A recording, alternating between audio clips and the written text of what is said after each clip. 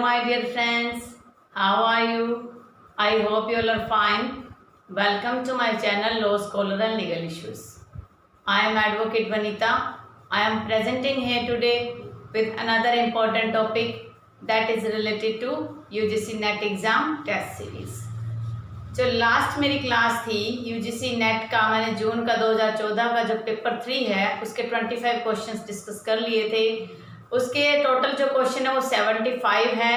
तो बाकी क्वेश्चन जितने भी आज हो सकेंगे मैं डिस्कस करवाऊंगी, क्योंकि आज मेरी तबीयत थोड़ी ठीक नहीं है, मुझे थोड़ा फीवर की प्रॉब्लम है, तो इस वजह से इतना ज़्यादा मैं जो है सिलेबस आज नहीं करवा पाऊँगी, उसके क्वेश्चन सॉल्व नहीं करवा पाऊँगी। लेकिन जितना भी मैं करवा पाती हूँ उतना मैं कंटिन्यू रखूँगी, क्योंकि अगर मैं एक दिन भी वीडियो अपलोड ना करूँ और जो ऐसे स्टूडेंट्स हैं या जो ऐसे नॉलेज को गेन करने वाले स्टूडेंट बैठे हुए हैं या जो यूजीसी नेट का एग्ज़ाम की तैयारी कर रहे हैं वो वेट करते होंगे, तो मेरे लिए एक पंक्चुअलिटी होना बहुत ज़रूरी होता है। किसी भी काम को आप करना चाहते हो तो पंक्चुअलिटी आपकी होनी चाहिए कि फ़िक्स टाइम पे आपने अपना काम करना है। तो चलो आज का लेक्चर हम स्टार्ट करते हैं। और ये वीडियो इसलिए भी डालना इंपॉर्टेंट हो गया कि अगर एक बार रूटीन टूट जाता है तो फिर उसको कई दिन तक सेट होने में टाइम लग जाता है। आई होप आप मेरी प्रॉब्लम समझेंगे। Sorry for that inconvenience. Let's start today's lecture. Demolishing a private structure standing encroached on a public street amount to. Demolish का मतलब होता है तोड़ फोड़ करना, किसी को मिटा देना, ध्वस्त कर देना। जो बाबरी मस्जिद थी उसको डिमोलिश किया गया था। ए प्राइवेट स्ट्रक्चर, किसी भी प्राइवेट गैर सरकारी ढांचे को, गैर सरकारी बिल्डिंग को, गैर सरकारी इमारत को, जैसे कंगना वाला जो मैटर चला हुआ है मुंबई में, उसके ऑफिस को तोड़ फोड़ कर दिया, वो क्या डिमोलिश कर दिया। Standing encroached on a public street, किसी पब्लिक स्ट्रीट में खड़ा होकर अगर कोई ऐसा एक्टिविटी कर रहा है तो क्या कहलाएगा वो। गेन बाय अनलॉफुल मीन, क्या वो गलत तरीके से कुछ फ़ायदा उसको मिल रहा है, क्या हम इस कैटेगरी में लाएंगे? इस कैटेगरी में ये नहीं आएगा। Wrongful gain for public purpose, क्या किसी लोगों के हितों के लिए, पब्लिक पर्पस का मतलब है जनता की भलाई के लिए, क्या कोई रॉन्गफुल गलत तरीके से फ़ायदा ले रहा है, तो ये भी स्टेटमेंट रॉन्ग है। Wrongful loss by mischief, mischief होता है वैसे तो नॉर्मल सेंस में आप बोलोगे मिसचीफ को शरारत। जब मिसचीफ की बात आती है तो मिसचीफ में क्या होता है, किसी की प्रॉपर्टी को सिर्फ नुकसान पहुंचाना होता है गलत तरीके से, जैसे किसी के घर का दरवाज़ा तोड़ दिया या किसी के घर का बाहर लाइट लगी थी लाइटनिंग को तोड़ दी, किसी की नेम प्लेट को तोड़ दिया। इस प्रकार से कोई ऐसी हरकतें जिससे खुद को कोई फ़ायदा नहीं होता बट दूसरे का उससे कुछ लॉस हो जाता है, दैट इज़ कॉल्ड मिसचीफ। तो इसका सी आंसर जो है वो सही हो जाएगा, क्योंकि इसमें यही तो चीज़ है, उसको खुद को कोई फ़ायदा नहीं है, कोई गैर सरकारी जो इमारत है, ढांचा, उसको तोड़फोड़ कर दिया है। नन ऑफ द अबव तो किसी भी कंडीशन में आ ही नहीं सकता। तो ये हो गया हमारा question number 26।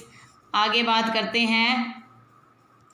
Assertion 1 an act is done, एक काम कर दिया गया, एक एक्ट कर दिया गया डिसऑनेस्टली, ईमानदारी से नहीं बेईमानी से। It does not require deception, क्या डिसऑनेस्टली में डिसेप्शन को धोखा दिया गया है तो क्या डिसेप्शन उसमें काउंट होता है। और कंसीलमेंट, क्या उसमें कंसीलमेंट कुछ छुपाया गया है तो क्या वो डिसऑनेस्टली का पार्ट है। एज इट्स इंग्रेडिएंट, क्या ये इसके इंग्रेडिएंट्स हैं। देखो मैंने आपको डिसऑनेस्टली पर अच्छा आईपीसी का लेक्चर करवाया और उसमें मैंने आपको डिटेल समझाया है कि जब डिसऑनेस्टली की बात आती है तो कुछ रॉन्गफुल लॉस और रॉन्गफुल गेन की बात होती है, जिसकी एक इंटेंशन होती है, जिसकी एक गलत सोच होती है, उसी की वजह से रॉन्गफुल गेन और रॉन्गफुल लॉस होता है। सॉरी। तो ये डिसऑनेस्टली के अंदर वो चीज़ें आती हैं। तो पहली जो स्टेटमेंट है वो सही है, क्योंकि डिसऑनेस्टली जो होता है डज नॉट रिक्वायर, उसमें किसी प्रकार के धोखा देने, किसी प्रकार की बात को छुपाने, छल कपट करने की बात नहीं आती। Second statement, dishonestly requires an intention, dishonestly में क्या है, एक इंटेंशन ज़रूरी होती है। हाँ, इंटेंशन ज़रूरी है कि उसकी बेईमानी से अगर वो काम कर रहा है तो उसकी कोई मन की इच्छा तो थी उसके अंदर कि वो रॉन्गफुल गेन और रॉन्गफुल प्रॉपर्टी, रॉन्गफुल गेन कर सके और किसी को रॉन्गफुल लॉस करवा सकते। The both statements are right, दोनों स्टेटमेंट यहाँ पर राइट हैं। अगर दोनों स्टेटमेंट यहाँ राइट है तो हमें ये भी देखना पड़ेगा कि क्या जो पहली स्टेटमेंट है क्या वो दूसरी स्टेटमेंट से मेल खाती है, क्या इसके ऑप्शन है वो देख लेते हैं। इसके ऑप्शन कहता है A is true but R is not the reason. जब दोनों स्टेटमेंट ही राइट है तो पहला तो ऑप्शन इसका कट हो गया। फिर सेकंड कहता है both A and R the true because R is the right reason. R जो है राइट रीज़न है। राइट रीज़न क्या मतलब आर में आंसर दिया गया है कि डिसऑनेस्टली तो तब होगा ना जब उसके अंदर रॉन्गफुल गेन और रॉन्गफुल लॉस होगा और इंटेंशन भी होनी चाहिए। तो ये जो सही स्टेटमेंट है, ये जो सेकंड वाली स्टेटमेंट सही है। फिर कह रहा है कि क्या ए और आर दोनों डिस्टिंक्टिव ऑफेंसेस हैं। क्या ए और आर हैं वो दोनों डिस्टिंक्टिव मतलब अलग अलग ऑफेंसेस हैं। ये स्टेटमेंट भी रॉन्ग है। ए इज़ फॉल्स, क्या ए फॉल्स है तो ये वैसे ही रॉन्ग हो गया। तो हमारा राइट आंसर क्या होगा कि दोनों की दोनों स्टेटमेंट सही हैं और आर जो है उसका राइट रीज़न है। हार्बरिंग का मैंने आपको कंसेप्ट करवाया था आईपीसी के जनरल एक्सप्लेनेशन का जो लास्ट लेक्चर है वो हार्बरिंग से रिलेटेड है। हार्बरिंग का मतलब होता है सेक्शन नंबर 52 का कैपिटल ए, 52 कैपिटल ए जो हार्बरिंग की बात करता है। हार्बरिंग का मतलब है कि हार्बरिंग के अंदर क्या क्या चीज़ें आती हैं। सप्लाइंग ए पर्सन, किसी व्यक्ति को रहने के लिए जगह देना, शेल्टर, फूड भोजन देना, मनी देना और कन्वेंस मतलब इधर उधर जाने के लिए कोई व्हीकल प्रोवाइड करवा देना। तो ये एक असर्शन है। रीज़न क्या है, इसका रीज़न सही है। The supply must relate to evading apprehension, जो सप्लाई होनी चाहिए वो मस्ट इवेड अप्रीहेंशन, तो वो क्या है अप्रीहेंशन होना चाहिए, यानी कि उसी के अवेडिंग अरेस्ट से बचने के लिए। अप्रीहेंशन का मतलब होता है अरेस्ट।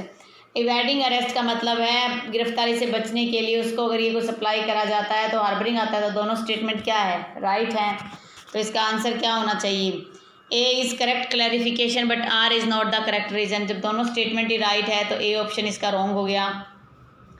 फिर कह रहा है कि A is not true, A सही नहीं है while R is the correct explanation, कि ए तो सही नहीं है लेकिन जो आर है वो उसकी करेक्ट एक्सप्लेनेशन है। जब ए सही नहीं है तो आर उसकी करेक्ट एक्सप्लेनेशन कैसे हो जाएगी। तो ये बी आंसर भी इसका रॉन्ग हो गया। फिर कह रहा है कि both A and R the correct proposition, A और आर करेक्ट प्रपोजिशन है, दोनों सही बात है, सही है सी। फिर फोर्थ स्टेटमेंट कहती है कि ओनली इन एक्सेप्शनल सिचुएशन, कि एक्सेप्शनल सिचुएशन होगा, कुछ अपवाद होगा किसी चीज़ का तभी माना जाएगा कि आर ए का रीज़न है। ये स्टेटमेंट भी रॉन्ग है। जब आप 52 ए के अंदर पढ़ते हो उसमें साफ तौर पे ये बताया गया है कि हार्बरिंग का मतलब होता है किसी को सुविधा प्रदान करना। मैंने हार्बरिंग के रिगार्डिंग आपको एक एग्जांपल भी करवाया था कि जैसे पुरानी मूवीज़ में होता था बॉयफ्रेंड और गर्लफ्रेंड है, बॉयफ्रेंड पुलिस से बचने के लिए जेल से छुड़ाकर या कैसे भी भाग आता है और वो अपनी गर्लफ्रेंड के पास पहुंचता है। वो उसे रहने के लिए ठिकाना भी देती है, खाने के लिए भोजन भी देती है, इधर उधर जाने के लिए साधन भी देती है और रुपया भी मदद करती है। वो मदद किस वजह से होती है, वो मदद होती है इवेडिंग अरेस्ट, इवेडिंग अप्रीहेंशन। वो जो बचना है जो अरेस्ट होने से, गिरफ्तार होने से जो बचने का जो प्रोसीजर है उस सारे प्रोसीजर को तोड़ फोड़ कर जब वो किसी को सुविधा उपलब्ध करवाई जाती है वो हार्बरिंग के अंदर आ जाता है। तो सी इज़ द राइट आंसर। अगला क्वेश्चन है the real and abiding concern, real वास्तविक और अबाइड, अबाइड का मतलब होता है किसी का सम्मान करना, किसी की सम्मान करना और वास्तविक जो चिंता है डिग्निटी ऑफ ह्यूमन के लिए, कि डिग्निटी किसी भी व्यक्ति के सम्मान की जो चिंता है उसके रिगार्डिंग कौन सा लैंडमार्क केस है। तो ये 4 केस दिए हुए हैं, इनमें देख लेते हैं इम्पोर्टेंट कौन सा है, क्योंकि यहाँ पर AIR नहीं दिया हुआ तो हमारे लिए ये मुश्किल हो जाएगा जानना कि ये कौन से केस की बात कर रहे हैं। पहला ऑप्शन है Rajendra Prasad state of UP, कोई AIR नहीं है। मोहिंद्रा सिंह वर्सेस दिल्ली एडमिनिस्ट्रेशन, कोई AIR नहीं है। जावेद अहमद स्टेट ऑफ महाराष्ट्र, कोई AIR नहीं है। तो हम ये नहीं कह सकते किसका है, लेकिन ये बात बच्चन सिंह के केस में की गई थी। जो बच्चन सिंह का केस था वो केस था 302 जो सेक्शन है उसके तहत 302 है मर्डर का। एक व्यक्ति को अपनी वाइफ के मर्डर के लिए जो चार्ज किया जाता है उसके बाद में वहाँ से छूट भी मिल जाती है, उसके बाद वो जब किसी के पास शरण लेता है तो वहाँ भी वो कोई मर्डर कर देता है। तो उसके रिगार्डिंग यहाँ पर 19 का फर्स्ट क्लोज उसका सब क्लोज ए है, जिसमें ये बात कही गई, आर्टिकल 19 की बात हो रही है जिसमें कहा गया राइट टू एक्सप्रेशन का राइट है, वो इसमें डिस्कस हुआ था। आर्टिकल 21 इसमें डिस्कस हुआ था, क्योंकि राइट टू लाइफ और इस सेंटेंस में ही दिया हुआ है। जो ये क्वेश्चन इसी में दिया हुआ है, आपको क्या दिया हुआ है, dignity of human life, dignity of human life इसमें डिस्कस हुई, तो आर्टिकल 21 डिस्कस हुआ। 302 मर्डर के रिगार्डिंग उसको जब पनिशमेंट दी गई, डेथ पेनल्टी की बात आई, तो उसका इसमें डिस्कशन हुआ। फिर इसमें सीआरपीसी का सेक्शन 354 का क्लोज 3 इसमें डिस्कस हुआ।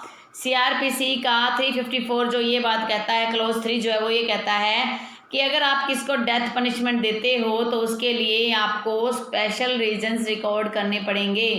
अगर आप किसी को जान से मारने की यानी कि किसी को मौत की सज़ा दे रहे हो तो उस सज़ा देने के लिए आपको रीज़न रिकॉर्ड करने पड़ेंगे, आपको उसके कारण देने पड़ेंगे, आपको उसके पीछे का लॉजिक देना पड़ेगा कि किस वजह से आप उस व्यक्ति को फांसी की सज़ा दे रहे हो। तो ये चारे के चारे जो चीज़ें हैं वो डिस्कस हुई थी बच्चन सिंह के केस में, तो ये हमने डिस्कशन कर लिया। जब AAR का कोई कन्फ्यूज़न होता है तो आपका अपना जनरल प्रूडेंस मैन, एक समझदार व्यक्ति अगर अपनी मेंटल सेंस से कुछ सोचे कि इसका क्या आंसर होना चाहिए, क्योंकि बच्चन सिंह का एक लैंडमार्क केस है।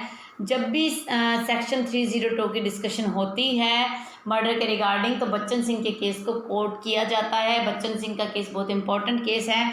जब हम IPC में 302 पढ़ेंगे, अभी तो हमने IPC का सिर्फ जनरल एक्सप्लेनेशन सब किया है और IPC के तकरीबन 18-19 जो है लेक्चर बन चुके हैं। मेरे अकॉर्डिंग IPC के अकेले के 200 लेक्चर होंगे, तब जाके पूरा का पूरा IPC कवर हो पाएगा, क्योंकि जिस तरीके से मैं कंसेप्ट करवाती हूँ मुझे डिटेल डिस्कशन अच्छा लगता है और मैं डिटेल डिस्कशन ही करवाती हूँ। मेरा इसमें इस चीज़ का कोई लेना देना नहीं है कि मेरा कोई कोचिंग सेंटर और मुझे उसको चलाने के लिए यूट्यूब पे सिर्फ पब्लिसिटी के लिए वीडियो डाल रही हूँ, ऐसा कुछ नहीं है। मैं जो भी वीडियो डालती हूँ पूरी शिद्दत के साथ डालती हूँ और जितना मुझे लगता है कि जैसे एक लॉ एस्पायरेंट को और एक जुडिशियल एग्ज़ाम की तैयारी करने वाले को या UGC नेट के एग्ज़ाम की तैयारी करने वाले बच्चे को हर एक वो नॉलेज मिलना चाहिए जिसका वो हकदार है, जो फाइनेंशियल प्रॉब्लम की वजह से वो बड़े बड़े कोचिंग सेंटर में जाके गेन नहीं कर सकता। चलो अगला क्वेश्चन करते हैं, काफ़ी डिस्कशन हो गया इस बारे में। अगला क्वेश्चन जो है वो हमारा है क्वेश्चन नंबर 30 क्वेश्चन को समझो क्या कहना चाह रहा है। एन अनलॉफुल असेंबली, कोई अनलॉफुल असेंबली क्या होती है जिसमें 5 से ज़्यादा मेंबर होते हैं, 5 भी हो सकते हैं। पार्टिकुलर स्टेट ऑफ एक्टिविटी, जिसमें कोई एक निश्चित कोई कार्य किया जाता है जिसमें यूज ऑफ फोर्स का यूज होता है, ताकत का यूज होता है, वायलेंस हिंसा का यूज होता है, उसे राइट बोला जाता है। पर इसमें क्या चीज़ नहीं आती, ऑप्शन देख लीजिए, आप समझ जाओगे कि इसमें क्या चीज़ आएगी और क्या नहीं आएगी। सबसे पहली बात तो अनलॉफुल असेंबली की बात आती है, तो बात आती है 5 और मोर पर्सनस। अनलॉफुल असेंबली की बात आती है तो उनका कॉमन ऑब्जेक्ट की बात आती है। हालांकि कॉमन ऑब्जेक्ट जो है वो सेक्शन 149 में, लेकिन जब भी हम अनलॉफुल असेंबली के बारे में सोचते हैं तो हमें जो है कॉमन ऑब्जेक्ट माइंड में आ जाता है। तो क्या कहना चाह रहा है, देयर मस्ट बी 5 और मोर पर्सन, की कम से कम 5 या इससे ज़्यादा लोग होने चाहिए। There must be animation by a common object, उन सब का एक कॉमन ऑब्जेक्ट होना चाहिए। ये स्टेटमेंट सही है। अनलॉफुल असेंबली है, कॉमन ऑब्जेक्ट है, 5 और मोर पर्सन, दोनों स्टेटमेंट तो इसके रिगार्डिंग सही है। क्वेश्चन पूछा गया है, ये बात हमेशा ध्यान रखना, इंक्लूड नहीं पूछा गया, ये पूछ रहा है but it does not include, कि इसमें क्या शामिल नहीं होता वो बताना है हमें। पर्सन्स असेंबल मतलब इकट्ठे होना, जब लोग इकट्ठे हुए थे तो लॉफुल पर्पस के लिए हुए थे, किसी कानूनी तौर पर जो बाध्य नहीं था कानूनी तौर पर जो क्राइम नहीं था उस पर्पस के लिए हुए। लेकिन अगर वो झगड़ा करने लग जाते हैं बिना किसी इंटेंशन के तो वो क्या माना जाएगा, क्या अनलॉफुल असेंबली है? वो अनलॉफुल असेंबली नहीं है, क्योंकि यहाँ पर उनका कोई कॉमन ऑब्जेक्ट नहीं था, उनका वैसे ही इकट्ठे हुए थे वो। और या ऑल ऑफ देम तो किसी भी कंडीशन में नहीं आ सकता, क्योंकि जो फर्स्ट स्टेटमेंट है दैट इज़ रॉन्ग, इस क्वेश्चन के हिसाब से रॉन्ग है। वैसे अनलॉफुल असेंबली में ही आता है, बी भी रॉन्ग है, सी इसका राइट लग रहा है, तो डी भी इसका फिर रॉन्ग हो जाएगा, क्योंकि 2 ही रॉन्ग है तो ये ऑप्शन तो एक ही बचता है हमारे पास, तो ये वाला आंसर इसका राइट हो जाएगा। तो आपको भी ऐसे थोड़ी सी टेक्निक लगा के अपना माइंड थोड़ा सा स्ट्रेस से फ्री करके अगर आप सोचते हैं तो पेपर अच्छे से निकल जाता है। बाकी मैं जो है 99.99% जो है आपकी मेहनत पर विश्वास करती हूँ, बट लास्ट का जो एक पॉइंट रह जाता है ना, वो मैं लक को भी मानती हूँ कि वो लक लास्ट उस पॉइंट पर आके हमें पीछे धकेल देता है। जब UGC नेट का एग्ज़ाम देते हैं, अगर हम 1 नंबर से पीछे धकेले गए तो हमारा वही था जो बैड लक था, जो ये कहता है कि आप अभी नहीं आपका क्लियर होगा, आप कुछ संघर्ष और करो, कुछ मेहनत और करो, उसके बाद आपका एग्ज़ाम निकलेगा। ऐसा नहीं, मैं उसको बैड लक नहीं मान के चलती, लेकिन क्या है कि जब लोग डिस्कशन करते हैं ना तो वो बैड लक में काउंट हो जाता है। मुझे भी काफ़ी लोग कहते हैं ये नहीं हुआ, वो नहीं हुआ, कब से लगी हुई है। नहीं हुआ तो नहीं हुआ, मैं कुछ और अच्छा काम कर रही हूँ, मेरे लिए परमात्मा ने कुछ और अच्छा सोचा है। तो जो होता है सब अच्छे के लिए होता है, हमारा उसके अंदर कोई भी रोल नहीं है, जैसा होना है वो होगा ही होगा। लेकिन हमारा सिर्फ एक ही रोल है कि हमें मेहनत करते रहना है, हमें संघर्ष करते रहना है, ज़िंदगी का नाम ही संघर्ष है। चलो नेक्स्ट क्वेश्चन करते हैं। आज तो कुछ ज़्यादा ही मोटिवेशनल बातें निकल रही हैं, पता नहीं मेरी तबीयत ठीक नहीं है या पता नहीं मैंने टैबलेट ले रखी है, इस वजह से थोड़ा सा उसका नशा हो रहा है, तो पता नहीं क्या कुछ है। चलो चलते हैं आगे, डिस्कस करते हैं, जितना भी कंप्लीट हो जाए उतना अच्छा है। Which of the following statements are not false evidence. अब इसमें भी क्वेश्चन समझिए आप क्या है। जो फॉल्स स्टेटमेंट नहीं है, फॉल्स एविडेंस नहीं है, उन स्टेटमेंट को आप बताओगे। पहला, a false statement given under investigation. अगर आपने इंस्टिगेशन का मतलब है किसी ने आपको उकसाया है गलत बयान देने के लिए, तो ये किस कैटेगरी में नहीं आएगा? फॉल्स स्टेटमेंट में नहीं आएगा। फिर कहता है a statement known to be false. एक स्टेटमेंट जिसके बारे में हमें पता है कि गलत है लेकिन हम फिर भी वही बात कहते हैं, तो वो किस में आ जाएगा? फॉल्स स्टेटमेंट की कैटेगरी में आ जाएगा। तो इस क्वेश्चन के हिसाब से हमारा ये ऑप्शन हुआ wrong. A statement not believe to be true. एक स्टेटमेंट का हमें ये पता है कि वो सही नहीं है, पक्का कंफर्म नहीं है, लेकिन हम ये मानते हैं कि वो स्टेटमेंट सही नहीं है, फिर भी वो स्टेटमेंट हम कोर्ट में जाके देते हैं, तो वो क्या है? वो फॉल्स एविडेंस आ जाएगा। लेकिन हमारे क्वेश्चन में बताया है, उन्होंने कहा है कि नॉट फॉल्स एविडेंस बताना है, तो ये स्टेटमेंट भी हमारे क्वेश्चन के हिसाब से सही नहीं है। नन ऑफ द अबव, तो ऊपर में से तो कोई नहीं है, क्योंकि पहली स्टेटमेंट जो है हमारे इस क्वेश्चन का आंसर बन रहा है। उम्मीद है उस चीज़ की कि फॉल्स स्टेटमेंट जो है इंस्टिगेशन, किसी ने आपको उकसा दिया, उसकी छूट तो कोर्ट में भी होती है, तो उसके रिगार्डिंग जो है नन ऑफ द अबव इसका आंसर नहीं हो सकता। The right answer can be और मे बी और शैल बी ए होगा, तो ये भी ऑप्शन रॉन्ग होगा। तो हमारा राइट आंसर क्या हो जाएगा? राइट आंसर हो जाएगा ए। अगला 32 क्वेश्चन क्या कहता है? A ceremonial pollution is an act. Ceremonial pollution का मतलब होता है कि जब आपने कुछ सोच विचार के कोई पोल्यूशन किया है relating to unclean worship and it's known as an offence. Unclean worship का मतलब है कि जब आप कोई किसी की आराधना करते हो, उसके रिगार्डिंग किसी सेरेमनी के अंदर आपने किसी प्रकार का पोल्यूशन क्रिएट कर दिया, उसको नुकसान पहुंचा दिया, वो कौन सा ऑफेंस होगा? क्या वो रिलीजन का इंसल्ट होगा? बात पोल्यूशन की आ रही है तो वो क्या होगा? रिलीजन का इंसल्ट तो नहीं होगा। डिफाइलमेंट, क्या वो डिफाइलमेंट है? क्या वो एंटी सेक्युलरिज्म है? सेक्युलर का मतलब सभी धर्मों को समान रखना, क्या वो उसके विरोध की चीज़ ये बोल रही है? या वो रिलीजियस हेट्रेडनेस का मतलब है कि धार्मिक तौर पर नफरत फैलाना, तो ये क्या होगा? बच गया फिर डिफाइलमेंट एक्चुअली उस चीज़ को बोला जाता है जब कोई कह रहे हैं ना कि इसने ये काम पवित्र नहीं किया, या इसने मान लो ये परंपराएं चल रही थी, ये हमारी कोई एक सेरेमनी चल रही थी, हमारा कोई रिवाज चल रहा था, उस रिवाज को इन्होंने अपवित्र कर दिया, तो कह रहे हैं अनक्लीन वर्शिप। क्लीन क्या बोलते हैं? किसको बोलते हैं? साफ को बोलते हैं। अनक्लीन का मतलब मैला। जिसने पूजा करते हुए टाइम किसी की आप कह सकते हो रिवाज, कोई मान लो यज्ञ चल रहा है और उस यज्ञ में किसी ने गलत तरीके से कुछ गंदा पानी डाल दिया है या कुछ और एक्टिविटी कर दी, वो किसकी कैटेगरी में आ जाएगा? वो आ जाएगा डिफाइलमेंट की कैटेगरी में। क्योंकि इंसल्ट टू रिलीजन का मतलब होता है धर्म का अपमान करना। यहाँ उसने धर्म का अपमान तो नहीं किया, तो ये इसमें आंसर नहीं आएगा। डिफाइलमेंट होता है अपवित्रता, यानी कि किसी को गंदा कर देना, तो ये इसकी स्टेटमेंट होगी। एंटी सेक्युलरिज्म, तो यहाँ कोई धर्मों की बात तो हो ही नहीं रही है, तो ये ऑप्शन भी इसका रॉन्ग होगा। रिलीजियस हेट्रेडनेस, क्या यहाँ धर्म के प्रति कोई नफरत फैलाने की बात हुई है? वो भी नहीं हुई है, तो ये आंसर भी इसका नहीं हो सकता। तो इसका राइट आंसर क्या होगा? डिफाइलमेंट का मतलब होता है अपवित्र करना किसी को। किसी पूजा पाठ के हवन के टाइम पर किसी ने इसको अपवित्र कर दिया, वो क्या हो गया? डिफाइलमेंट हो गया। फिर है one of the following case is popularly known as Doon valley case. ये केस जो है यूजीसी नेट में हमारे सिलेबस में है। एनवायरमेंटल प्रोटेक्शन एक्ट जो होता है उसके रिगार्डिंग, एनवायरनमेंट के रिगार्डिंग जो है ये एक केस है। तो इस केस को देख लेते हैं क्या कुछ है इस केस में। पहला जो केस है वो केस है इसको दून वैल्यू केस किसको क्या, दून कहाँ पड़ता है, हिमाचल में पड़ता है, यानी कि पहाड़ी एरिया में। तो पहला केस है पथुमना वर्सेस स्टेट ऑफ केरला, यहाँ पे AIR दी हुई है, इसका मतलब ये केस, ये चारों केस वैसे है तो फंडामेंटल राइट से रिलेटेड ही, लेकिन अलग अलग एक्ट के प्रोविजंस हैं ये। जैसे पथुमा वर्सेस स्टेट ऑफ केरला का जो केस है वो केस है केरला का, बात ही आ गई केरला की, तो सबसे पहला आप सोच के चलिए दून जो है वो एक पहाड़ी एरिया में पड़ता है। पहाड़ी एरिया का मतलब है या तो हिमाचल में हो सकता है वो, या देहरादून किस साइड पड़ता है, उत्तराखंड की कैपिटल है देहरादून, पहले ये किसका पार्ट था, यूपी का था। तो सबसे पहले चीज़ तो दून के हिसाब से आप आइडिया लगा लो कि इसका आंसर जो है यूपी के हिसाब से होना चाहिए, लेकिन फिर भी हम इन चारों केस को डिस्कस कर लेते हैं थोड़ा सा, क्योंकि चारों केस एग्जाम में हो सकता है इस पर पूछ लिया जाए। ये चारों लैंडमार्क केसेस हैं।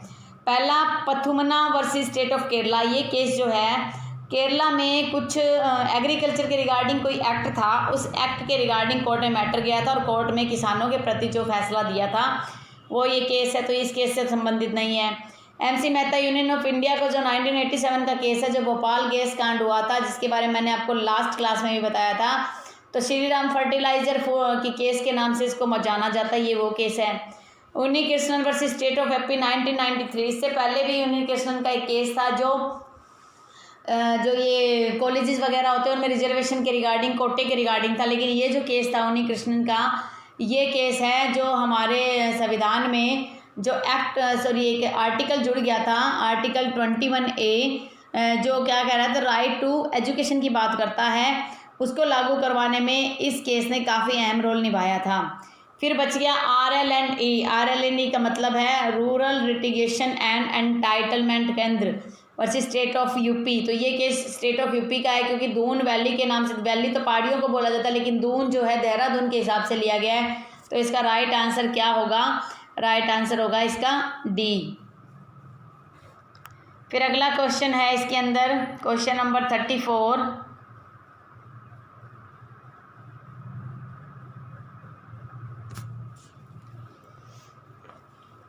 The polluter pays principle. Polluter pay principle क्या है, सबसे पहले तो इसको समझो, फिर देखेंगे कि ये कौन सी कन्वेंशन से निकल के आया है। जो पोल्यूटर होता है जिसने पोल्यूशन किया है, पे का मतलब चुकाना, तो पोल्यूटर पे का मतलब होता है कि जिसने प्रोड्यूस किया पोल्यूशन, हु प्रोड्यूस पोल्यूशन, वही उसकी कीमत, उसका जो नुकसान हुआ है, उसका जो डैमेज हुआ है, घाटा हुआ है, उसको पूरा करेगा, और उसके रिगार्डिंग जो भी कंपनसेशन मिलता है, जो भी मुआवजा मिलता है, वो उसे दिया जाएगा। तो पोल्यूटर पे प्रिंसिपल का मतलब है who produce pollution should bear the cost of damage to human health. तो ये एनवायरनमेंट की जब बात आ रही है तो वो ह्यूमन हेल्थ से रिलेटेड होगा, क्योंकि अगर वातावरण में कोई अशुद्धियाँ हो जाएगी तो मनुष्य का जो स्वास्थ्य है वो कमज़ोर हो सकता है, मनुष्य की जो हेल्थ इश्यूज है वो कमज़ोर हो सकती है। तो कह रहा है कि जो प्रिंसिपल कौन सा है जो इसके रिगार्डिंग डील करता है। सबसे पहले इन प्रिंसिपल को समझ लेते हैं। ये सारे प्रिंसिपल्स इंपॉर्टेंट है, जो डिक्लेरेशन हुई थी उसके रिगार्डिंग ये प्रिंसिपल है। प्रिंसिपल 15 ये कहता है कि जब आप हेल्थ के प्रति, अगर आप कोई मान लो एनवायरनमेंट में कोई पोल्यूशन क्रिएट होने वाला है, उसके रिगार्डिंग आप पहले से प्रिकॉशनरी मेजर ले लीजिए। जैसे दिल्ली में बहुत ज़्यादा पोल्यूशन बढ़ रहा था, उसके रिगार्डिंग पहले इवन ओड का जो एक फार्मूला चलाया गया था वहाँ, वो क्या था, प्रिकॉशनरी मेजर था, यानी कि कोई भी घटना होने से पहले ही हम उसका बचाव कर लें, तो वो ज़्यादा अच्छा रहता है। कि कहते हैं ना कि prevention is better than cure, कि दवाइयाँ लेने से अच्छा है कि हम पहले ही बचाव कर लें। तो आर्टिकल प्रिंसिपल 15 तो ये बात कहता है। प्रिंसिपल 27 ये बात बताता है कि अगर मान लो किसी व्यक्ति को कोई समस्या अराइज हो रही है वो किसी प्रकार की, कि उसको एनवायरनमेंट से संबंधित कोई समस्या खड़ी हो गई है, कि उसको वहाँ दम घुट रहा है या उसका हेल्थ इशू हो रहा है, तो इसके रिगार्डिंग कुछ प्रिंसिपल्स की बात ये करता है। जब प्रिंसिपल्स 27 में किसी प्रकार का कोई हेल्थ का इशू आ रहा है तो उसके रिगार्डिंग कुछ डिस्कशन इसमें किया गया है। प्रिंसिपल 27 में वो ये कहता है कि अगर मान लो किसी प्रकार का पूर्ण रूप से विकास करना है, सतत विकास का मतलब, सतत विकास का मतलब होता है सस्टेनेबल डेवलपमेंट। तो एक तरीके से जो प्रिंसिपल 27 है वो सस्टेनेबल डेवलपमेंट की बात करता है, तो ये भी प्रिंसिपल पे की बात नहीं करता, तो ये इसका आंसर नहीं हो सकता, ये भी इसका आंसर नहीं हो सकता। फिर प्रिंसिपल 8 किस चीज़ की बात करता है, प्रिंसिपल 8 जो बात करता है कि अगर हमें सस्टेनेबल डेवलपमेंट को लेना है तो कुछ एक नीतियाँ बनानी पड़ेगी। जो सस्टेनेबल डेवलपमेंट है उसके बनाने के लिए कुछ, उसको लागू करने के लिए कुछ नीतियाँ बनानी पड़ेगी। तो ये जो है प्रिंसिपल 8 डिस्कस करता है, तो ये पोल्यूटर पे प्रिंसिपल नहीं है। फिर प्रिंसिपल 16 बच गया, वो कहता है कि पोल्यूटर पे प्रिंसिपल की बात करता है कि जिस व्यक्ति ने पोल्यूशन किया है या जिस व्यक्ति ने एनवायरनमेंट के रिगार्डिंग किसी प्रकार के हेल्थ इश्यू को क्रिएट किया है तो वो उसके लिए लायबल होगा, उसकी लायबिलिटी डिसाइड की गई थी प्रिंसिपल 16 जो है रियो कन्वेंशन का, उसके अंदर। तो ये इसका राइट आंसर हो जाएगा। फिर बात करते हैं 25 क्वेश्चंस की। 25 क्वेश्चन कहता है protection and improvement of environment and safeguarding forest and wildlife, कि protection and improvement of environment और सेफ गार्ड करना फॉरेस्ट और वाइल्ड लाइफ को क्या किस कैटेगरी में आता है। पहले तो आप ये समझिए कि प्रोटेक्शन जो है पॉलिसी इन्वायरमेंट का जो हमने डिस्कस किया था पहले भी, 48 कैपिटल ए के अंदर ये आता है, और ये जो है 42nd अमेंडमेंट एक्ट के द्वारा इसको लागू किया गया था। और 42nd जो अमेंडमेंट था 1976 का, उसमें फंडामेंटल ड्यूटी का कंसेप्ट भी लागू किया गया था। और जो फंडामेंटल ड्यूटी है 51 का जो ए है उसका सब क्लोज जी जो है वो भी ये बात कहता है कि हमें जो है एनवायरनमेंट को प्रोटेक्ट करना चाहिए, तो ये हमारी ड्यूटी है कि हम एनवायरनमेंट को प्रोटेक्ट करें। तो एक तरीके से आप ये मान के चलिए कि एक तो डायरेक्टिव प्रिंसिपल के अंदर 48 ए हो गया, एक फंडामेंटल ड्यूटी के अंदर हो गया 51 का ए, उसका जी, उसके अंदर हो गया फंडामेंटल ड्यूटी। अब इसके ऑप्शन देख लें कौन से सही है। One of the directive principle, क्या ये सिर्फ डायरेक्टिव प्रिंसिपल है, तो ये आंसर इसका रॉन्ग हो जाएगा, क्योंकि मैंने अभी आपको बताया कि ये फंडामेंटल ड्यूटीज़ में भी आता है और डायरेक्टिव प्रिंसिपल्स में भी आता है।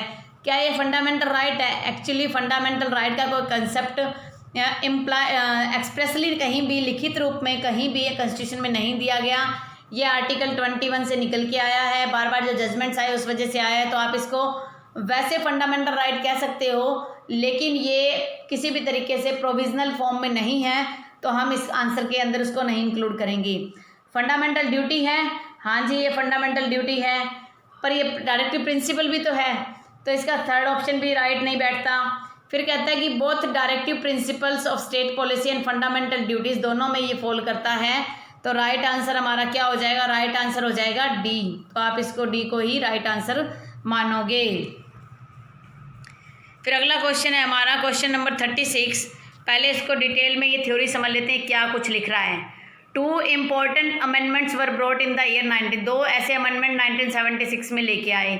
One with reference to directive principles of state policy making the state responsible to protect and improve the environment and safeguard the forest and wildlife of the country. किसी भी देश के जंगली जो जानवर हैं उनके रहने की जो जगह है और वातावरण को जो इम्प्रूवमेंट करना है उसके रिगार्डिंग जो सेफ गार्ड लिया गया, उसके रिगार्डिंग एक प्रोविज़न ऐड किया गया 1976 के अमेंडमेंट से। 1976 का कौन सा अमेंडमेंट है? 42nd अमेंडमेंट है। उसको क्या बोला गया था? मिनी कॉन्स्टिट्यूशन बोला गया था। किसके टाइम में आया था? इंदिरा गांधी के टाइम में आया था। और क्या स्पेशल बात थी उस टाइम? इमरजेंसी भी उस टाइम लगी हुई थी। कहता है एक तो ये कंसेप्ट निकल के आया था। अदर फंडामेंटल ड्यूटी आई इस टाइम में जो था 51 के अंदर फंडामेंटल 51 ए के अंदर फंडामेंटल ड्यूटीज़ को इंक्लूड किया गया था। उसमें forest, lakes, rivers, wildlife, इनके रिगार्डिंग जो है इंसान की ड्यूटी को डिसाइड किया गया था कि ये पर्सन की ड्यूटी है कि वो इन सबको प्रोटेक्ट करे। तो रेलेवेंट अमेंडमेंट कौन सा है इसके रिगार्डिंग? मैंने आपको आंसर पहले ही बता दिया कि 1976 के अकॉर्डिंग रेलेवेंट आंसर क्या होना चाहिए? रेलेवेंट होना चाहिए 42nd। ये इतनी बार आ चुका है तो मुझे नहीं लगता कि इसको बार बार डिटेल में डिस्कशन मुझे करवाना पड़ेगा। चलो आज का लेक्चर हम इतना ही करते हैं। हमारे 36 क्वेश्चन हो गए हैं। कल जब भी नेक्स्ट क्लास में लूँगी तो 37 जो लूँगी। अभी मेरे को थोड़ी सी समस्या है, इस वजह से मैं इतना ही करवा पा रही हूँ। Sorry for that inconvenience. पर आप रिवीजन करते रहिए, क्योंकि जितना आप रिवीजन करेंगे उतना ही आपके एग्ज़ाम को क्लियर करने के चांसेस बढ़ जाएंगे। Revision is the key to success. मैं आपको काफ़ी डिटेल में डिस्कशन करवा रही हूँ।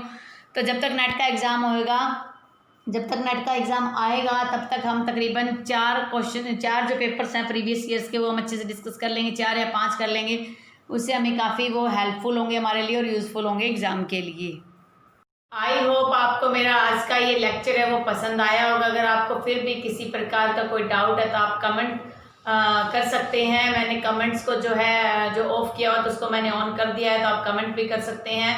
व्हाट्सएप पे मैसेजेस भी कर सकते हैं। और अगर आपको ज़्यादा ही कोई इश्यू राइज हो रहा है तो मेरे इस वीडियो को आप बार बार सुन लीजिए, फिर भी डाउट होता है तो आप गूगल कर लीजिए। लेकिन किसी भी तरीके से जो भी डाउट्स आपके मन में उसे आप कंप्लीट यानी कि कवर ज़रूर कीजिए, क्योंकि अगर डाउट आपके मन में रह गए तो जैसे अगर एग्ज़ाम में उससे रिलेटेड कोई क्वेश्चन आ जाता है तो आपका अगर एक क्वेश्चन भी रॉन्ग हो जाएगा तो उसमें भी काफ़ी लॉस हो सकता है। और मुझे कुछ एक जैसे न्यूज़ में मैंने पढ़ा, यूट्यूब के ऊपर सोशल मीडिया पर मैंने न्यूज़ में पढ़ा, तो ये भी सुनने में आया है कि इस बार से नेगेटिव मार्किंग भी स्टार्ट हो रही है यूजीसी नेट के एग्ज़ाम में।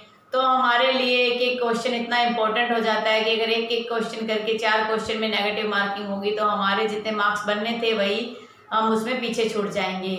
और ये जो नेट के एग्ज़ाम होते हैं, कोई कंपटीशन के एग्ज़ाम होता है, उसके अंदर एक एक नंबर से आपकी मेरिट्स पे फ़र्क पड़ता है। तो आई होप आपको मेरी ये बातें समझ में आ गई होगी, आपको क्लियर महसूस हुआ होगा कि क्या कुछ मैं कहना चाह रही हूँ, कैसा कंसेप्ट होना चाहिए, कैसे हमें तैयारी करनी चाहिए और क्या एक एक नंबर की वैल्यू है वो मैंने आपको समझा दिया। कोरोना का इश्यू बहुत ज़्यादा बढ़ रहा है, अब तो हर एक एरिया में 100 150 डेली के जो पेशेंट्स हैं वो आ रहे हैं। तो आप अपना ध्यान रखिए, stay home, stay safe, stay healthy. Thank you for watching.